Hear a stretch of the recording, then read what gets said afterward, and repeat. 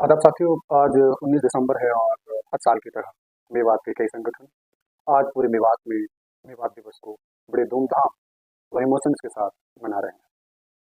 सबसे पहले आज जानते हैं कि 19 दिसंबर को क्यों मेवात दिवस मनाया जाता है या 19 दिसंबर का मेवात के इतिहास में क्या स्थान है, क्या जगह है।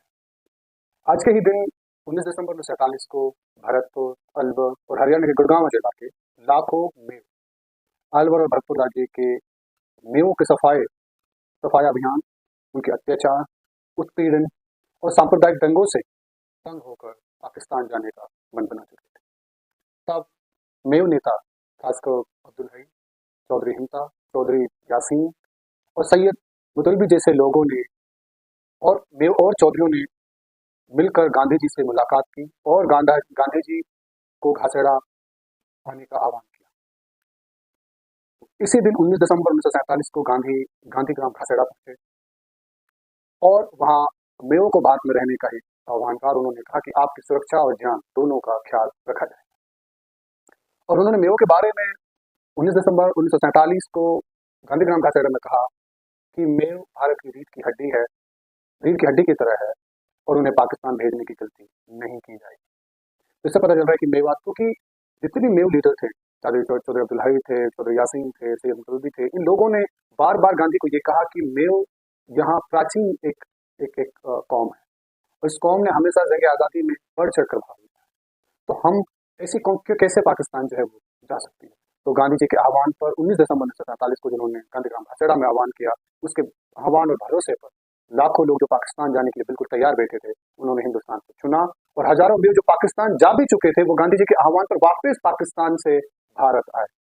और इसी कारण 19 दिसंबर 1947 को हर साल की तरह बड़े हर्षोल्लास, इमोशन के साथ मेवात दिवस को उस गांधी के हिस्टोरिक गांधीग्राम घासेड़ा में विजिट, और उस विजिट के बाद मेवातियों का गांधी पे भरोसा और मेवों का भारत में रहने को चुनना।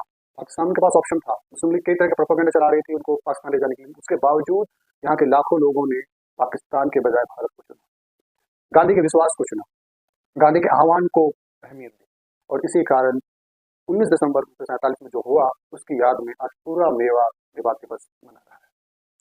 आइए थोड़ा सा बैकग्राउंड में जाते हैं और जानते हैं कि इस 19 दिसंबर 1947 के मेवात दिवस को किस संदर्भ में देखा जाए। हम सब जानते हैं कि 15 अगस्त 1947 को देश का विभाजन हुआ, भारत और पाकिस्तान जो दो मुल्क बने, लेकिन ये 1947 में जो हुआ, 15 अगस्त 1947 को हुआ, मेवों के लिए काली रात की तरह था। क्योंकि अगर उस वक्त आप देखें तो पूरा मेवात 3 भाग में डिवाइडेड था। एक तरफ अलवर महाराजा था, नरू का राजपूत वहाँ शासन कर रहे थे, उस वक्त महाराजा था तेज सिंह। दूसरी तरफ भरतपुर का जो राजा था, वो जाटों का वहाँ शासन था भरतपुर रियासत में, और वहाँ पे विजेंद्र सिंह जो है वो शासन कर रहा था। और गुड़गांव जिले में जहाँ मेव रहते थे, वहाँ पर अंग्रेजी हुकूमत जो है वो शासन कर रही थी। तो उस वक्त पूरा मेवात का जो एरिया था, वो एक तरफ भरतपुर में जाटों का शासन था, अलवर में राजपूतों का शासन था, नरू का राजपूतों का, और गुड़गांव जिला जो है वो गुड़गांव के क्षेत्र में आता था।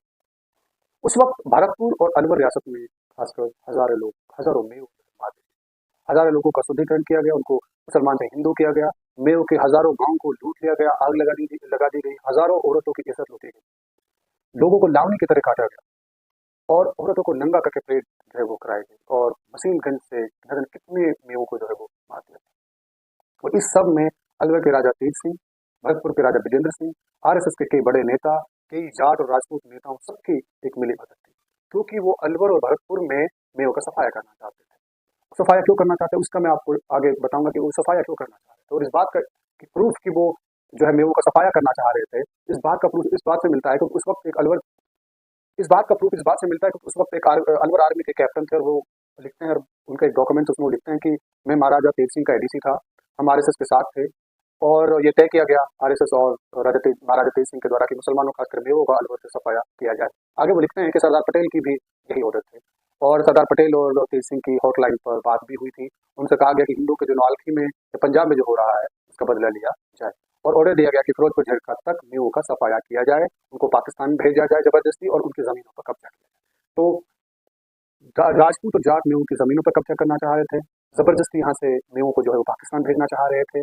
और वही आर्मी के कैप्टन आगे लिखते हैं, एक डॉक्यूमेंट्स में वो लिखते हैं कि औरतें अगर कोई शादी लायक थी, अगर आप सोचिए कितनी बड़ी ज्यादा थी मेवों के साथ उस वक्त की गई, औरतें अगर शादी लायक थी तो उनको सबको ले जाया गया, उनको गंगा जल पिलाकर शुद्ध किया गया, आगे वो लिखते हैं कि मेव मुस्लिम लीग के साथ नहीं थे और ना ही वो पाकिस्तान जाना चाहते थे, लेकिन हमें अलवर से उन्हें निकालने का आदेश था। अलवर में एक भी मुसलमान नहीं बचा। अलवर पहला राज्य था जहाँ एक भी मुस्लिम नहीं बचा। भरतपुर में भी उसका अनुसरण किया गया, भरतपुर में भी वही किया गया। दोनों शासकों में आपस में खूब सलाह मशवरा करते थे और भरतपुर में भी आरएसएस का समर्थन किया गया। उन्होंने भी वही लाइन इख्तियार की जो अलवर के राजा ने इख्तियार की थी। तो एक बात तो क्लियर, उस कैप्टन के डॉक्यूमेंट से, उस कैप्टन के लिखे हुए संदेश से, कि मेव ना तो मुस्लिम लीग के साथ थे और ना ही मेव पाकिस्तान जाना चाहते, लेकिन जबरदस्ती अलवर के महाराजा ने और भरतपुर के महाराजाओं ने स्ट्रेटेजी बनाकर, उनके नेताओं ने, आरएसएस ने, जाट और राजपूत नेताओं ने बाकायदा मीटिंग भी की थी कि मेव को यहाँ से भगाया जाए और पाकिस्तान भेजा जाए और मेव की सारी जमीन पे जो है वो कब्जा किया जाए। आगे आप देखिए कि मेव के साथ कितना बड़ा अत्याचार हुआ था। इस बात की गवाही टुंडल नाम के एक शख्स जो अलवर से बिलोंग करते थे, उनकी औरत है जिसका नाम था सरूपी। और सरूपी उस वक्त 1947 के हालातों की चर्चा करती है कि हम जो है हम जब हम घर से निकले तो हमारे साथ 3 लड़के थे और 2 लड़कियां थी, जो बहुत छोटी कम उम्र के। छोटा बच्चा जो है वो मुश्किल से 1 साल का था और 2.5 साल का बच्चे थे उनके साथ में। और तय हो कि हमारे पास खाने के लिए कुछ भी नहीं था, रोटी भी नहीं थी। उन्होंने ये कहा कि हम जब घर से निकले तो कुछ रोटियां मैंने बनाई थी, लेकिन जब वो रोटियां बाद में मैंने खोली तो उसमें जो है काला बिच्छू जो है वो निकल गया। तो मैंने अपने बेटे से कहा कि बेटा इसको मत खाना, नहीं तो पानी भी पीने को नहीं मिलेगा। आगे वो लिखते हैं कि हम बाद में फिर वो रोटी हमने फेंक दी, हम काले पहाड़ में चढ़ गए, सीधे पहाड़ में हमने चढ़ाई, सीधे पहाड़ चढ़े, कोई रास्ता नहीं था। बच्चों के पैरों में छाले पड़ गए थे। फिर आगे उन्होंने कहा कि मैंने उन बच्चों के पैरों में आखोड़ा के पत्ते बांधे और फिर मैंने उनको कहा कि बेटे चलते रहो, क्योंकि चलने में ही जो है वो जान बच सकती थी। आगे वो जरूर लिखते हैं कि लोग भाग रहे थे, जो भी उठ सकते थे वो सब भाग रहे थे, सब भूखे थे। कुछ लोग जब भाग रहे थे तो झरनों में गिर गए, कुछ लोग पहाड़ों की ढलान पर गिर गए, वहीं पे मर गए। कुछ लोग जो लोग काला पहाड़ के दरारों में छिप गए वो तो बच गए, बाकी सब लोग मशीन गंजों में जो है गोलियों के शिकार हो गए, जो अलवर महाराजाओं ने आदेश जारी किया। तो आप सोचिए कि उन औरतों के साथ क्या बीती होगी, जिनके साथ छोटे छोटे बच्चे हैं, छोटे छोटे बच्चों को क्या हालात सोच रहा होगी। ये 1947 का मंजर है। और ये सिर्फ आपको ध्यान सिर्फ मेयों के साथ नहीं हुआ, ये उस वक्त पंजाबियों के साथ भी हुआ था, हिंदुओं के साथ भी हुआ था, मुसलमानों के साथ बॉर्डर के पार भी ये सारी चीजें हो रही थी।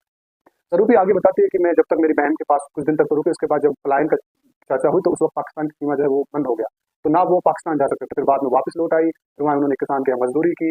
उन्होंने 15 साल तक दाल कूटने का काम किया, चारा काटने का काम किया, मवेशियों की देखभाल की। और कहा जाता है कि उनकी एक भैंस उन्होंने 3 भैंस जो है उसकी बना देती। फिर वो अलवर लौट आए और अलवर में जब वो आज जब उनसे इंटरव्यू किया जा रहा था, शर्मारा में उनका इंटरव्यू किया, तो उन्होंने कहा कि मेरे सर में पता नहीं क्या हो गया, मैं इतनी बीमार रहती हूँ, मुझे लगता है कि मैं पागल हूँ। ये सब उस वक्त हो रहा था जब 1947 जो है वो हो रहा था। तो इस तरह का मंजर उस वक्त था। इसके अलावा फिर मुस्लिम लीग के नेता बार बार प्रेशराइज करते हैं, प्रोपेगेंडा चला रहे, खाकर सरदार खान जो है प्रोपेगेंडा चला रहे हैं, उनको रिस्पॉन्सिबिलिटी दी गई कि मेयों को पाकिस्तान लेके आए। तो एक तरफ इस तरह का उत्पीड़न था, एक तरफ इस तरह का मेयों के पास अत्याचार था, जहाँ हजारों गाँव को, हजारों लोगों को मार दिया गया, औरतों के साथ नाजायज किया गया, उनके साथ अत्याचार किया गया, उनके साथ रेप किया गया, उनका शुद्धिकरण किया गया, उनको नंगा परेड कराया गया, न जाने कितने लोगों को मशीन गंजे से मार दिया गया, कितने लोगों को दंगों में मारे। और दूसरी तरफ आरएसएस के लोग थे जो नूह गुड़गांव के आसपास प्रोपेगेंडा चला रहे थे कि न्यू अगर यहाँ पे रहेंगे तो उनको हिंदू बना दिया जाएगा, उनको चोटी रहेगी, उनके साथ ये सब अत्याचार होगा, ये सारी चीजें होंगी। लेकिन उसके बावजूद यहाँ के मेवाती लीडर हों, चाहे चौधरी अब्दुल हई हो, चौधरी हिमता हो, चौधरी यासीन हो और डॉक्टर के मशरफ हो, सैयद मुतलबी हो, इन सब लोगों ने ये चाहा कि भारत मेवत जो लोग हैं वो भारत में रहें। इसी सिलसिले में डॉक्टर असद ने सबसे पहले मेवात में जो दंगे हो रहे थे उसमें गांधी जी और किसी जोशी को अवगत कराया, ध्यान दिलाया कि भाई यहाँ पे क्या हो रहा है। फिर बाद में सैयद मुतलबी और अब्दुल हई को ये रिस्पॉन्सिबिलिटी दी गई कि वो सबसे पहले मौलाना आजाद से मिले। मौलाना आजाद से मिले तो उन्होंने सारी इन्फॉर्मेशन उनको दी और फिर बाद में मौलाना आजाद ने सलाह दी कि हम सब लोग मिलकर जो है गांधी जी से मिले। तो इसके बाद तो खासकर उस वक्त अब्दुल हई और सैयद मुतलबी और जो मेव लीडर थे उन्होंने सबसे पहले कांग्रेस जो सरकारी एजेंसी काम कर रही थी मुसलमानों के खिलाफ, मेव के खिलाफ, उनके बारे में गांधी और मौलाना अबुल कलाम आजाद को जो है अवगत कराया। इसके बाद अब्दुल हई, सैयद मुतलबी और मौलाना आजाद ने भंगी वाली कॉलोनी में गांधी जी से मुलाकात की। गांधी जी से डिनर कर रहे थे, लेकिन उसके बावजूद भी गांधी जी से मिले और गांधी जी ने ये सब जान के जो जो उन्होंने बताया बड़ा दुख उनको प्रकट किया। इसके बाद सोना में कैंप बनाया गया, क्योंकि ज्यादातर लोग जो सोना और भौंसे में 2 कैंप बनाए गए, क्योंकि ज्यादातर जो अलवर से लोग भागे थे, भरतपुर से लोग भागे थे, वो गुड़गांव के अलवर और भौंसे जिले में जो है आके रहने लगे थे, यहाँ उनको कैंप बनाया गया। और फिर बाद में बिरला हाउस में मेव चौधरी थे, उसमें अब्दुल हई भी थे, सैयद मुतलबी भी थे, चौधरी यासीन थे। उन सब लोगों ने बिरला हाउस में गांधी जी से मुलाकात की और उन्होंने गांधी जी से कहा कि 8 से 10 लाख लोग पाकिस्तान नहीं जाना चाहते हैं, लेकिन अलवर और भरतपुर की फौज उन्हें जबरदस्ती भेजना चाह रही है। तो गांधी जी से कहा गया कि वो सरकार जो उनका मेवों को उत्पीड़न करे उनको रोका जाए। मेवों ने और उन्होंने ये भी कहा कि मेव जाने नहीं चाहते हैं, और जिस दिन मेवों ने अपने हाथ में कानून ले लिया तो फिर हम ये नहीं सोचेंगे क्या होगा, क्योंकि हम जाने नहीं चाहते हैं। इसके बाद गांधी जी ने उनको मदद का भरोसा दिया और कहा कि मैं मेवात आऊंगा, और उसकी के कहने पे उन्हीं के इन्वाइट करने पर गांधी जी 19 दिसंबर 1947 को गांधीग्राम घासड़ा पहुंचते हैं और वहां पे उन्होंने मेवों को सुरक्षा का भी आह्वान किया, वादा किया और मेवों से कहा कि आप रीढ़ की हड्डी हैं, आप यहाँ से नहीं जा सकते, आप इस देश की रीढ़ की हड्डी हैं। उनके कहने पर लाखों लोग भरतपुर के, अलवर के, गुड़गांव जिले के लोग पाकिस्तान जाने से बचे। ऐसा नहीं कि मेव गए नहीं थे, लाखों लोग गए भी, लेकिन लाखों लोगों ने पाकिस्तान के बजाय भारत को चुना। तो इसलिए आज का दिन 19 दिसंबर 1947 का दिन को वो दिन था, 19 दिसंबर का दिन था जिस दिन गांधीग्राम भाषण आए, और उसके बाद मेव ने ये निर्णय लिया कि वो यहाँ पे रहेंगे, भारत में रहेंगे, भारत को चुना उन्होंने, इस जमीन को चुना, क्योंकि उन्होंने क्लियरली सब नेताओं को कह दिया था, बड़े लीडरशिप को ये कह दिया था कि हम भारत छोड़कर नहीं जाएंगे। उन्होंने पटेल को भी ये कहा था, लेकिन पटेल ने तो उनको कहा था कि आप चले जाइए, लेकिन उसके बावजूद मेवाती नेताओं ने, चौधरी यासीन ने, अब्दुल हई, सैयद मुतालिबी और मेव और चौधरियों ने बार बार टॉप लीडरशिप से कहा कि मेव भारत को छोड़ के नहीं जाना चाहते, वो अपनी जमीन को छोड़ के नहीं जाना चाहते। और इसी कारण गांधी ने गांधीग्राम घासीडाना जो है चुना, और मेव का एड्रेस करके उन्होंने कहा कि आप यहाँ से ना जाएं, आपकी सुरक्षा की गारंटी मेरी है, मैं आपको भरोसा दिलाता हूँ कि आपको पूरी इज्जत और रिस्पेक्ट आपको यहाँ पे दी जाएगी। लेकिन आज भी गांधी के आह्वान के बाद भी मेवात सबसे पिछड़ा है। मेवात के हालात आप देख लीजिए, मेवात में कुछ नहीं बदला है, लेकिन आज फिर भी मेवात गांधी जी के उस हिस्टोरिक विजिट के कारण पूरे देश, पूरे मेवात भर में मेवात दिवस सेलिब्रेट कर रहा है। आप सबका मेरे साथ जुड़ने के लिए बहुत बहुत शुक्रिया।